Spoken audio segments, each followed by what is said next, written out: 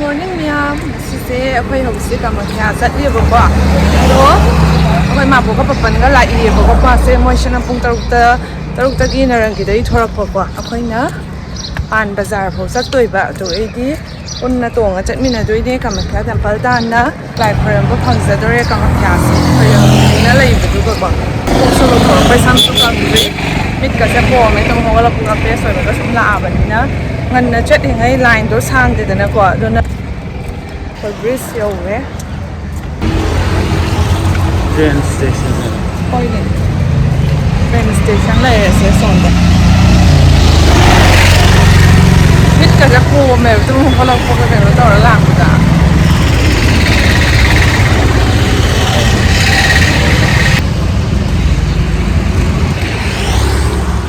wak chat pa to ngai le nung ai em cô tao này sẽ lẽ và đi từ xa và như cô ấy mà phần này cái sẽ ngầm đóng man để được xã gì vô hai bữa nào cũng phần này coi bữa gần thế tôi nó em nó set rất comfortable rồi bà bộ set bên nó phải vậy bộ cái xa là nó ngoài chưa được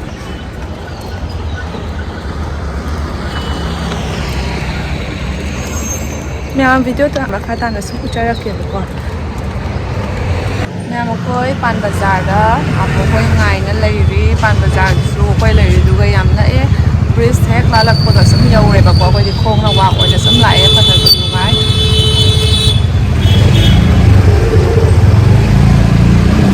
Mía mà có các bạn lại và có cái hộp xếp một trong cái trận thế cầm cái temple tan đó. Ano ka ni chat dire?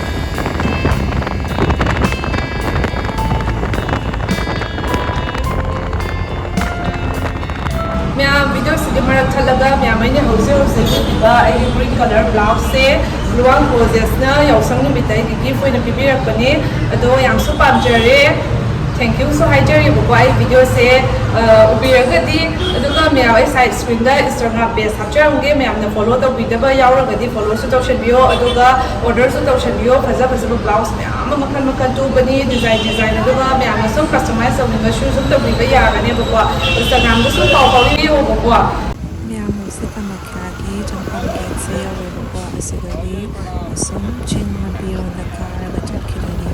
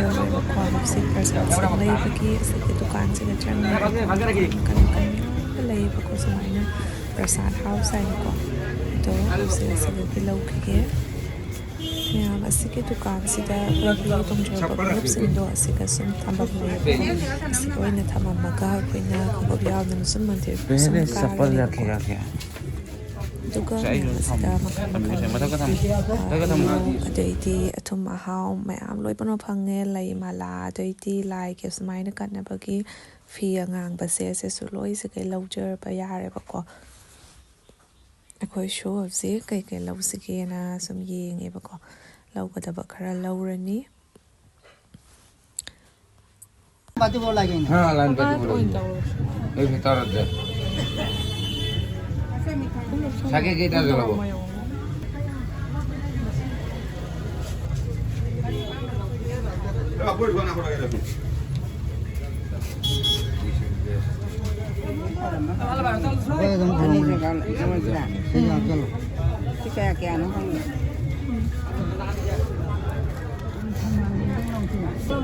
माता का main प्रसाद है कितना तो लगता है सुन रहे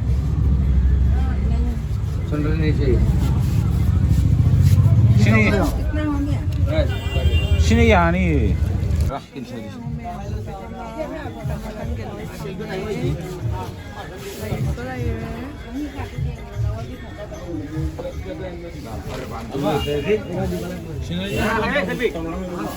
ꯑꯗꯨꯅꯦ ꯃꯤꯅ ꯀꯣꯏꯆꯤꯟ ꯆꯤꯡꯗꯅ ꯂꯧꯕꯤꯌꯣ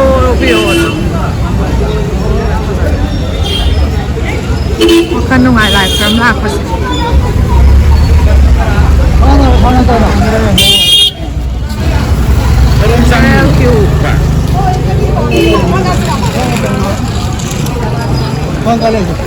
ꯑꯁ ꯑꯥꯗ ꯂꯥꯏꯟ ꯌꯥꯝ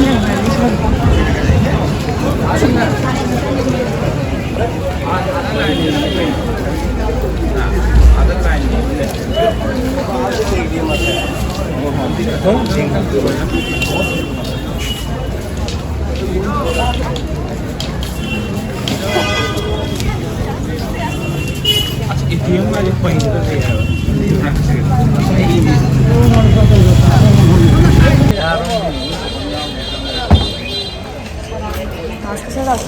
ꯂꯥꯏꯟ ꯑꯥ ꯁꯥꯡ ꯂꯩꯔꯝꯗꯧꯕꯅꯤ ꯑꯥꯗ ꯂꯦꯡꯅꯍꯧꯕꯗꯣ ꯃꯥꯜꯂꯦꯕ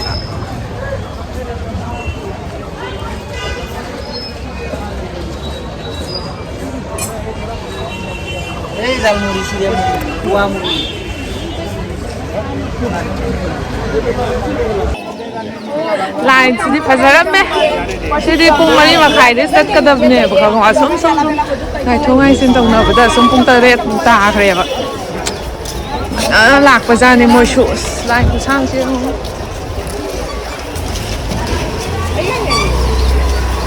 ꯌꯥꯝ ꯑꯩꯈꯣꯏ ꯇꯣꯀꯦꯟ ꯂꯧꯕꯒꯤ ꯂꯥꯏꯟ ꯂꯦꯞꯄꯤꯕꯀꯣ ꯂꯥꯏꯟꯁꯦ ꯌꯥꯝ ꯁꯥꯡ ꯂꯩꯔꯝꯃꯦ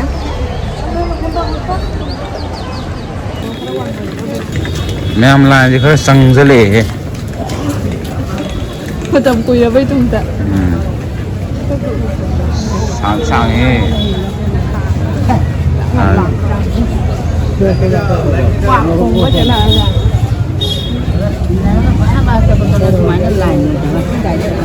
सुमाइना चंगतारी खरा फैदनको जोरो जोरो नते सुमाइना चंगतारी कशु कुइरो हैबा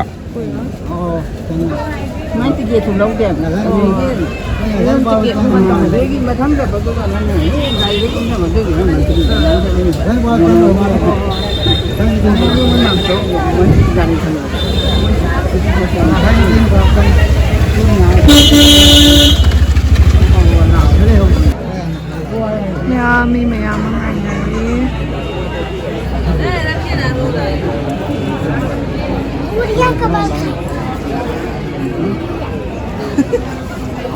ꯀꯩꯅꯣ ꯃꯅꯤꯡ ꯂꯩꯗ ꯃꯌꯥꯝ ꯑꯩꯈꯣꯏꯅ ꯑꯁꯨꯃꯥꯏꯅ ꯉꯥꯏꯔꯤꯁꯦ ꯄꯨꯡ 10 ꯑꯗꯨꯃꯥꯏꯅ ꯉꯥꯏꯅꯤꯅ ꯍꯥꯏ ꯀꯩꯒꯤꯅꯣ ꯍꯥꯏꯕꯗ ꯃꯤ ꯃꯌꯥꯝ ꯑꯃꯨꯛ ꯈꯣꯏꯔꯝꯕꯒꯤ ꯂꯩꯔꯤ ꯃꯥꯜꯂꯦꯕꯀꯣ ꯃꯦꯟ ꯃꯟꯗꯤꯔꯗꯨꯒꯀꯣ ꯑꯗꯨꯅ ꯃꯣꯏꯁꯤꯡꯗꯣ ꯑꯃꯨꯛ ꯀꯨꯝꯊꯔꯛꯑꯒ ꯑꯩꯈꯣꯏ ꯃꯌꯥꯝꯁꯦ ꯑꯃꯨꯛ ꯊꯥꯗꯣꯏ ꯃꯥꯜꯂꯦꯕꯀꯣ ꯑꯗꯨꯃꯥꯏꯅꯕꯨꯗꯤ ꯍꯥꯏ ꯑꯗꯣ ꯍꯧꯖꯤꯛ ꯄꯨꯡ 9ꯕꯨꯗꯤ ꯇꯥꯔꯦꯕ ꯉꯥꯏꯗꯣꯏꯁꯦ ꯌꯥꯝꯗꯤ ꯈꯔꯕꯨꯗꯤ ꯋꯥꯠꯂꯤ ꯇꯧꯔꯤꯁꯦ ꯑꯃꯝꯁꯨ ꯂꯩꯇꯦ ꯂꯦꯞꯄꯒ ꯂꯩꯕꯅꯤꯅꯀꯣ ꯃꯌꯥꯝ ꯑꯩꯈꯣꯏ ꯉꯥꯏꯕꯗ ꯑꯩꯈꯣꯏꯒꯤ ꯑꯩꯅ ꯍꯥꯏꯌꯦꯕꯀꯣ ꯑꯗꯨꯃꯥꯏꯅ ꯑꯣꯏꯔꯗꯤ ꯑꯃꯨꯛ ꯌꯥꯔꯣꯏꯗꯅ ꯃꯥꯕꯨ ꯁꯔꯞꯅ ꯋꯥꯅꯤꯗꯅꯀꯣ ꯑꯗꯨꯅ ꯑꯩꯈꯣꯏꯁꯦ ꯕꯖꯦꯠ ꯑꯃ ꯑꯗꯨꯃꯥꯏꯅ ꯇꯧꯔꯒ ꯆꯣꯜꯍꯜꯂꯒ ꯑꯗꯨꯃꯥꯏꯅ ꯁꯨꯝ ꯈꯣꯏꯔꯝꯕꯅ ꯍꯥꯏꯅꯔꯤꯕꯀꯣ ꯃꯅꯨꯡ ꯆꯪꯉꯛꯇ꯭ꯔꯁꯨ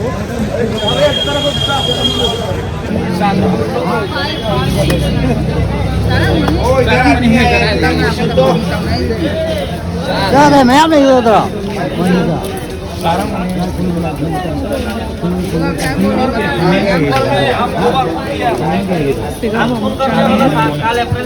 हम 2 बार फोन किया पूछा नहीं हमारा थोड़ा संदेह हो गया बाद में 석봉만 강내 뭐 되는 거. 거의 대하나 하고. Lela besar malam kita malam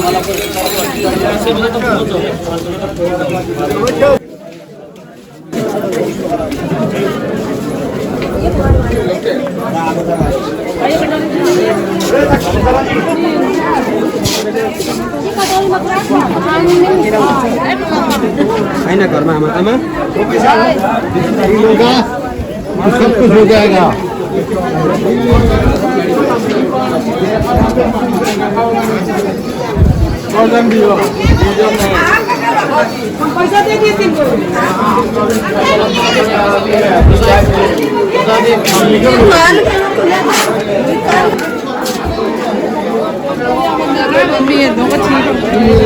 हाँ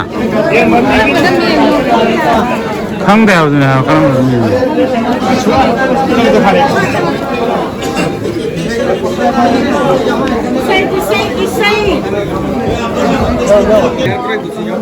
실내 시대 아마 시골에지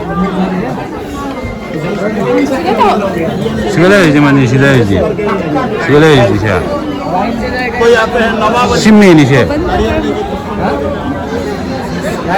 전화. लाइन से जाएगा माता हाँ बहुत देर मतलब टिकट करना है माता मूर्ति दर्शन करना माता मेन जो मूर्ति है 시인의 산미인데 시 어디 야래나 시계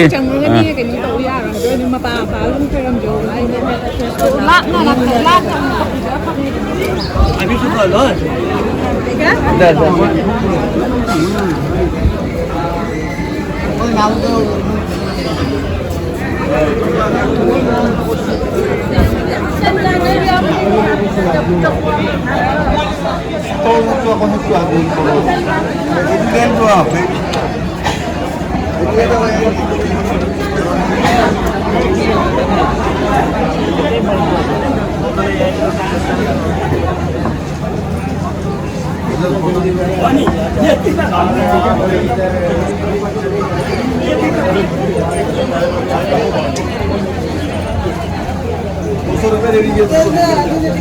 बहुत आम चुका ना तो 200 रुपए दे दीजिए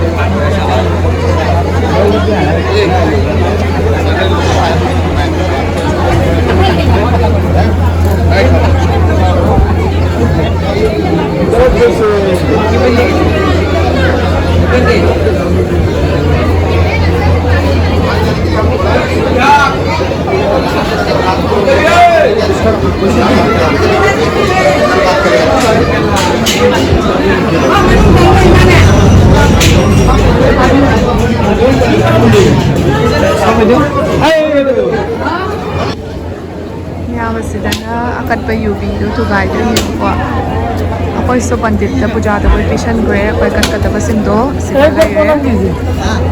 मैम अखोइ हौसे पटेन तवरगा सोंदर खोदना लाइ खोरंबा लोरेबको अदुगा मंदिर से हौसे round अमतंग खोरंगे तौबनेबको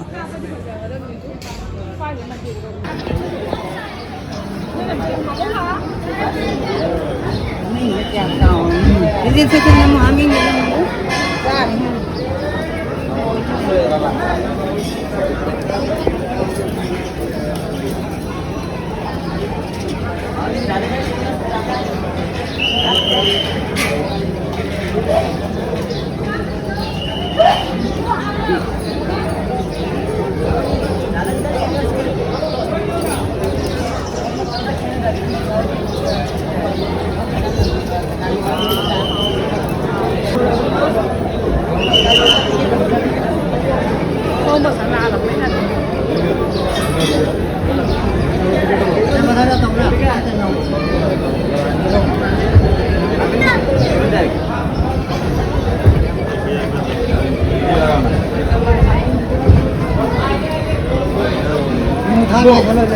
Siêng mà nó rồi.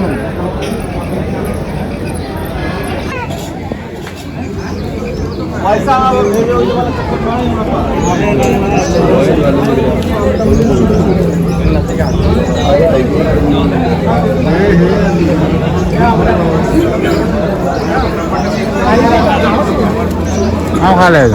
Selfie làm gì không? Mèo mà quay lại phải lôi nữa thôi.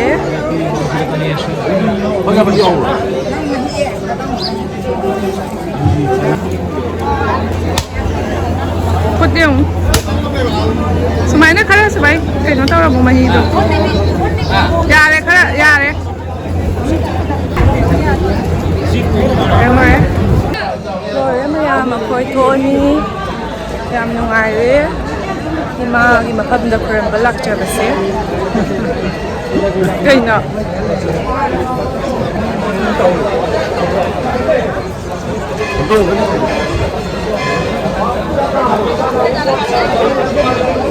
Phần xe am chín vậy đấy quá, to có cả bớt xíu quá. Ngày thô ngày trên tàu nào với cái mà thô cay.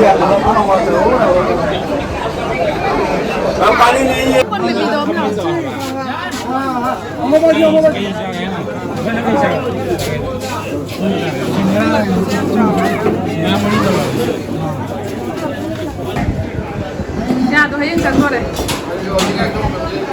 Nhiều bánh ra cho nó làm cái này for rồi free nữa rồi ra đi.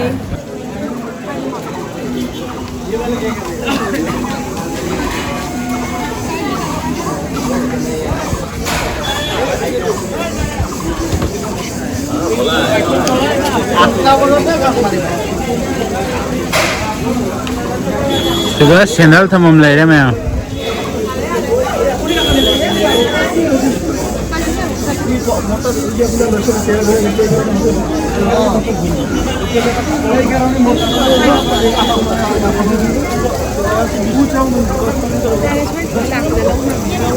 Cùng lông lông nhé, mẹ mà phải đất sông tân ra dòng tôi như một con này. Dịch sẽ cũng mà mình mặc cái ra đấy. Yeah, video suggested is